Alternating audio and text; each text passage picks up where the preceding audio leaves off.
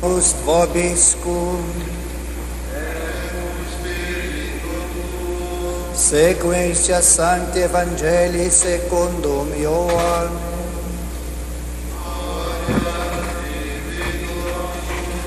In illo tempore cum sero esse die illo una sabbatorum, et fores essent clausi ubi erant discipuli congregati propter metum Iudeorum. Venit Iesus et stet in medio et dixit pax vobis. Et cum hoc dixisse, ostendit eis manus et latus. Gavisis sum discipuli viso Domini. Dixit ergo eis iterum pax vobis. Sic ut misit me pater et ego mito vos. Ecum dixisset insuflavit et dixit eis, accipite Spiritum Sanctum, quorum miseritis peccata remittuntur eis, et quorum retineritis retenta sunt. Thomas autem unus ex duodecim, qui dicitur didimus, non erat cum eis quando venit Iesus. Dixerunt ergo et alii discipuli vidimus Dominum. Ille autem dixit eis, nisi videro in manibus eius fixuram clavorum, et mitam digitum meum in locum clavorum, et mitam manum meam in latus eius non credam. Et pos dies octo iterum erant discipuli eius intus, et Thomas cum eis. Venit Iesus Januis clausit, et setit in medio, et dixit, pax vobis. Deinde dicit Tomi, infer digitum tuum, et vide manus meas, et afer manum tuam, et mite in latus meum, et noli esse incredulus et fidelis. Respondit Thomas et dixit ei, Dominus meus et Deus meus. Dixit ei Iesus, quia vidisti me Toma credidisti, beati qui non viderunt et crediderunt. Multa qui de Metalia signa fecit Iesus in conspecto discipulorum suorum, quae non sunt scripta in libro. Ec autem scripta sunt, ut credatis que Iesus est Christus filius Dei, et ut credentis vitam habeatis in nomine eius.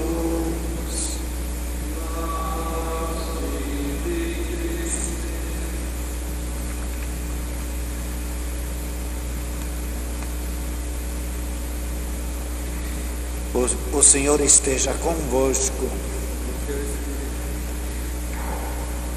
Proclamação do Evangelho de Jesus Cristo segundo João. Naquele tempo, na tarde daquele dia, que era o primeiro da semana, e estando fechadas as portas da casa onde os discípulos se achavam juntos, veio Jesus, pôs-se no meio deles e disse-lhes, a paz esteja convosco. E ao dizer isto, mostrou-lhes as mãos e o lado. Alegraram-se, pois, os discípulos ao ver o Senhor. Então disse-lhes novamente, a paz esteja convosco. Assim como o Pai me enviou, assim também eu vos envio a vós. Tendo dito estas palavras, soprou sobre eles e disse-lhes, recebei o Espírito Santo.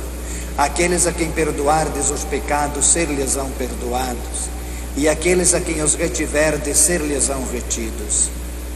Porém, Tomé, um dos 12, que se chama Dídimo, não estava com eles, quando veio Jesus. Disseram-lhe, pois, os outros discípulos, vimos o Senhor. Ele, todavia, replicou-lhes, se não vir nas suas mãos a abertura dos cravos, e não meter o meu dedo no lugar dos cravos, e não meter a minha mão no seu lado, não acreditarei. 8 dias depois, estavam seus discípulos outra vez na mesma casa, e Tomé com eles. Veio Jesus estando as portas fechadas, pôs-se no meio deles e disse: a paz seja convosco.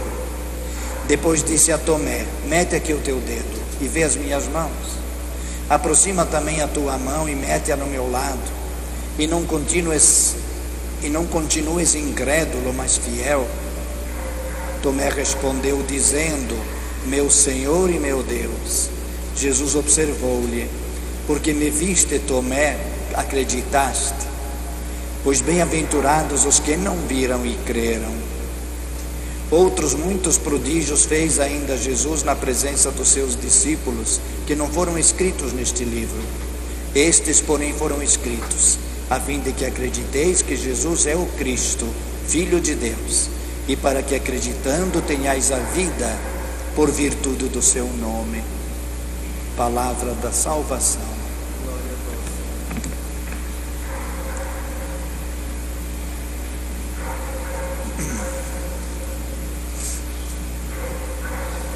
Meus queridos irmãos e irmãs, estamos no domingo depois da Páscoa, antigamente chamada Domingo do Inálvis, porque era o domingo onde os neófitos, onde os catecúmenos, já preparados para o batismo, revestidos todos eles de vestes brancas, iam receber o santo batismo. Daí inálvis, em branco, nas cores brancas. Mas o que nos interessa, amados, é que nós também fomos batizados e que a nossa alma se tornou branca. Portanto, podemos dizer, toda a nossa vida cristã deve ser uma domínica inálvis, isto é, um perpétuo domingo na inocência, na procura da santidade. E nós vemos hoje que Jesus apareceu aos discípulos, e são duas aparições. E notamos que os discípulos se reúnem num domingo, no primeiro dia da semana, não no sábado. Quando da segunda aparição diz o evangelista, 8 dias depois, quer dizer, no domingo seguinte. É verdade que o Evangelho diz que eles estavam reunidos, fechados, por medo dos judeus. Mas fica ainda a pergunta, por que não no sábado, quando os judeus estavam todos na sinagoga, mas justamente no domingo, no primeiro dia da semana? Certamente porque eles foram instruídos a este respeito por Jesus, quando Cristo disse: o Filho do Homem é também Senhor do sábado. Fez diversos milagres no sábado e censurou os fariseus porque criticavam que ele fizesse beneficências, milagres nos sábados. Jesus deve ter deixado bem claro aos apóstolos: quando eu ressuscitar, vai ser no primeiro dia da semana, este será o dia santificado. Alguns dizem ainda, sobretudo os de outras religiões chamadas cristãs,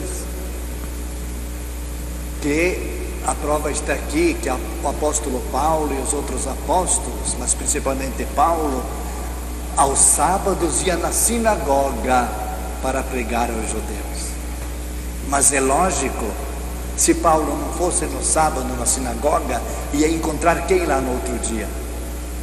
Os judeus só se reuniam no sábado, portanto, para falar para eles tinha que ir no sábado. Imagine alguém que quer vir falar uma coisa importante para nós na igreja, com a licença do bispo, tudo certinho, e vem aqui numa segunda-feira. Não vai encontrar ninguém na igreja, tem que vir no sábado à tarde ou no domingo, então encontra pessoas a quem deve passar a mensagem. Assim os apóstolos iam, mas não iam para guardar o sábado, iam para pregar aos judeus. Podemos até dizer, entre outras coisas, principalmente a ressurreição de Cristo, o dia do Senhor, que então chegou definitivo. Este sim será para nós, como diz a Bíblia, uma lei eterna, o dia do Senhor. Primeiro ponto este. O segundo ponto que nós vemos muito importante, não sei se vocês notaram, duas coisas sucessivas e tão diferentes. Primeiro, Jesus diz: a paz esteja convosco. A paz, segundo Santo Tomás de Aquino, é a posse simultânea total e contínua de todos os bens. Isto é a paz. Quando temos a paz aqui no mundo, é sinal que nós espiritualmente já estamos unidos àqueles bens eternos que nos esperam, para a posse simultânea e definitiva deles, e assim já nos causa a paz aqui no mundo. Portanto, Cristo deseja a paz aos apóstolos, e ainda mais, soprando sobre eles, lhes diz: recebei o Espírito Santo.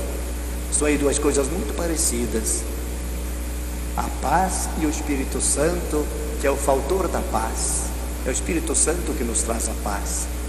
Mas imediatamente depois, note o que Jesus diz: a quem perdoardes os pecados serão perdoados, a quem não perdoardes, eles lhes serão retidos. Por que duas coisas aparentemente não, realmente tão contraditórias, e Jesus as cita uma atrás da outra? Em primeiro lugar, é claro, para mostrar que Cristo, através da força do Espírito Santo, transmite aos apóstolos aquele mesmo poder que Jesus tinha de perdoar os pecados. Quantas vezes Jesus perdoou os pecados? Aquela cena tão significativa, quando ele cura aquele paralítico: filho, perdoados são os teus pecados. Os fariseus começaram a criticar: perdoar pecados? Isto é uma blasfêmia, é só Deus que pode fazer uma coisa desta. E nisto eles estavam certos, é somente Deus que pode perdoar os pecados, mas eles negavam a divindade a Cristo. Por isso que Jesus usa daquele mesmo milagre que acabou de fazer, ou melhor, ia fazer, para provar isto: para que saibais que o Filho do Homem tem na terra o poder de perdoar os pecados. Disse ao paralítico: filho, levanta-te e vai para casa. Para que saibais que o Filho do Homem tem o poder de perdoar os pecados. Disse ao paralítico que se levantasse e fosse para casa, e assim aconteceu. Por isto, amados, é preciso que nós, sempre que pensamos em Páscoa, não para nos preocuparmos de modo mórbido ou coisa semelhante com o pecado, não, mas para termos horror ao pecado, porque ele não se coaduna com alegria com a festa da Páscoa. E na luta cristã, é claro, nós não podemos, desculpem o termo, nós não podemos negociar com Deus ou com o pecado. O próprio Cristo disse: não podeis servir a dois senhores. E na ocasião Jesus disse: quais são esses dois senhores? Não podeis servir a Deus e ao dinheiro. O dinheiro mal usado, exatamente o estereótipo, o exemplo, a materialização do pecado. O dinheiro mal usado é sempre fator do pecado. Assim como o Espírito Santo nos traz a paz, nos dá a paz, assim o pecado nos traz a desgraça. Como disse alguém, de modo assim um pouco confuso até, irreverente até podemos dizer, o dinheiro não traz felicidade, mas manda buscar. É um princípio completamente pagão, como se o dinheiro servisse para trazer todos os prazeres humanos, todas as alegrias humanas, porque temos dinheiro, o que não vale. Para o cristão vale aquilo que dizia Santo Agostinho: o cristão, com respeito ao dinheiro, age assim: se você faz do dinheiro o seu escravo, você está muito bem. Agora, se você se faz escravo do dinheiro, você está muito mal. Assim o cristão deve pensar a respeito destas coisas. Mas se eu torno aquilo pecado, assim como Deus é aquele que odeia o pecado, aquele que para destruir o pecado mandou seu próprio filho, mas ele ama o pecador, e justamente ele deu este poder para que nós tenhamos confiança.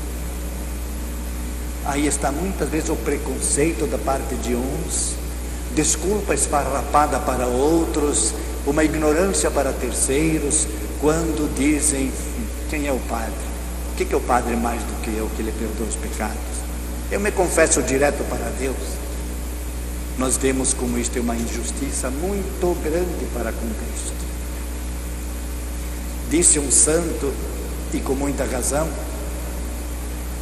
que se Deus mandasse os anjos ao mundo para que eles viessem nos perdoar os pecados, eles não nos perdoariam nenhum pecado, nenhum. Por quê? Porque os anjos que contemplam sem cessar a face de Deus, eles não podem compreender como é que um ser racional, como é que um ser inteligente pode ofender um Deus que é tão bom, que eles estão vendo face a face.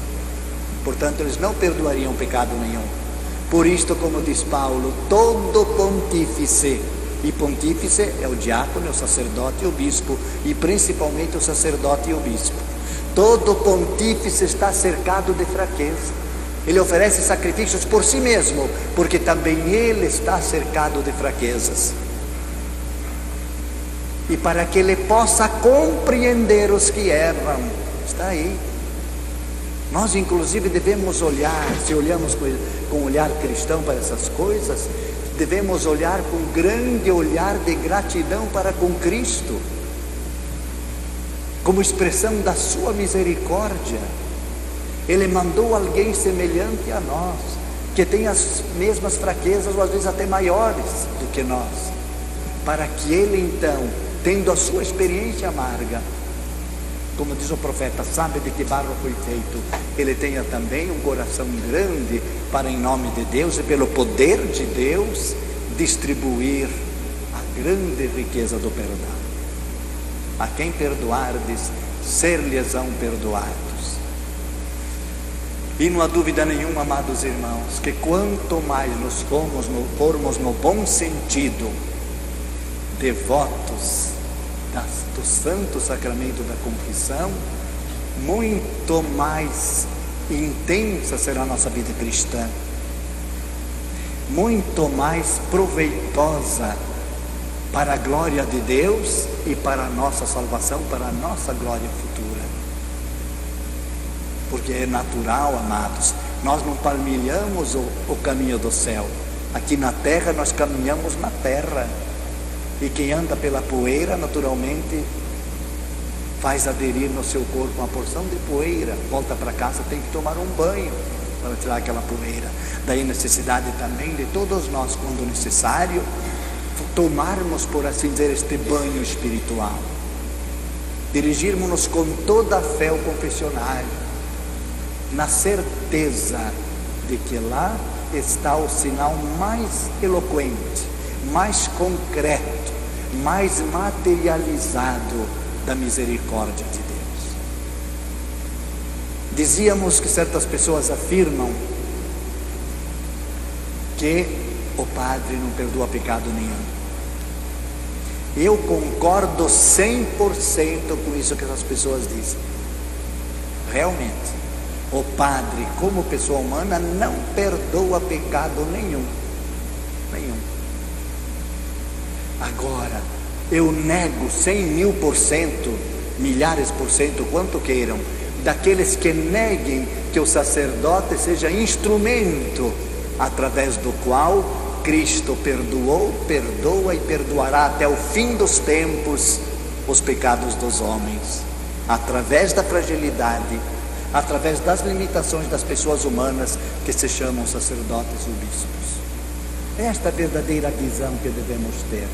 Imaginem, amados, que ridículo que seria se agora eu tirasse a minha caneta, pegasse um papel e fizesse uma dedicatória, um pensamento bonito e desse a algum de vocês de presente, de lembrança do dia de hoje.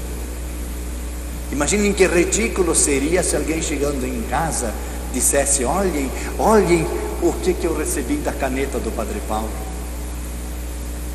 Tenho certeza que ninguém, a não ser que fosse louco, diria isto.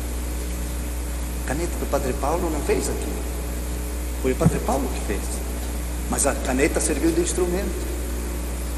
Por isso o Padre Paulo se serviu da caneta para escrever aquilo que a caneta sozinha nunca fará.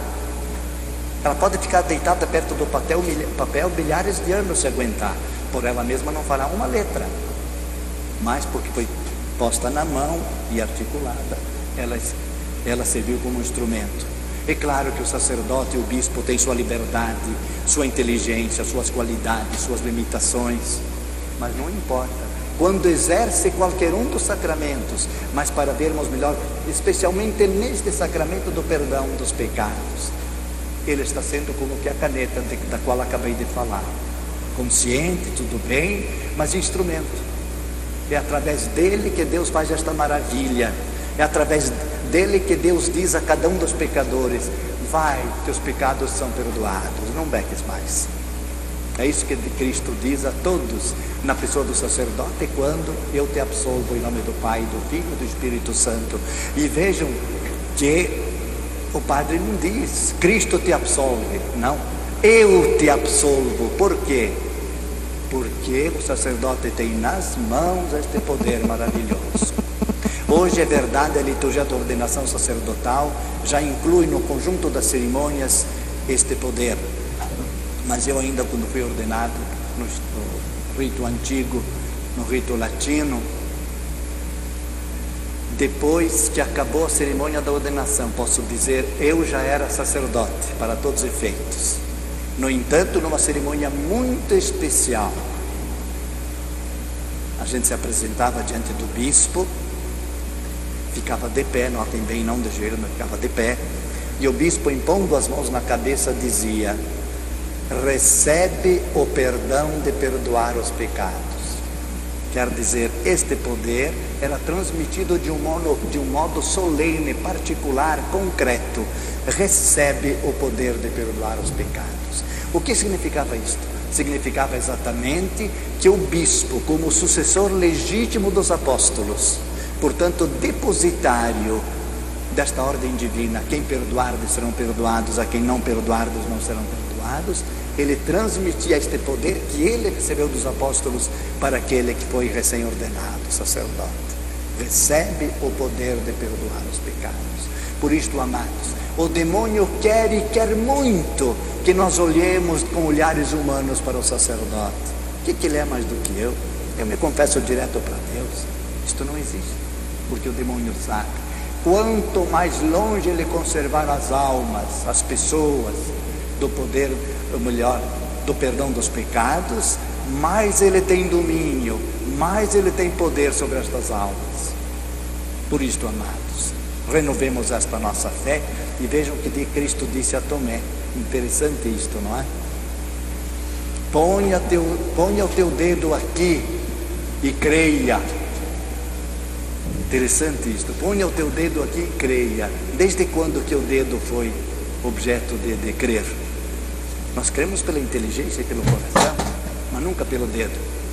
E no entanto Cristo diz: ponha o teu dedo aqui e acredite. Como se dissesse, acredite com o dedo. O que quer dizer isto? Quer dizer, haja, faça. Afinal, não são as nossas mãos e nossos dedos que nos fazem trabalhar, que nos fazem produzir coisas. Por isso é como se Cristo dissesse: ponha aqui o seu dedo e vai trabalhar no Evangelho, vai produzir boas obras, vai produzir bons frutos para a vida eterna. Assim, amados irmãos, nós vemos como é riquíssima, como é abundante de bens espirituais a nossa vida cristã. Basta que abramos os olhos e em todas as partes do Evangelho nós vemos tanto bom terreno, tanta boa semente que Deus nos dá para que semeemos, para que nossas obras cresçam e no fim da nossa vida possam ser colhidas para serem levadas de modo definitivo, como disse Cristo, aos celeiros celestiais. Amém.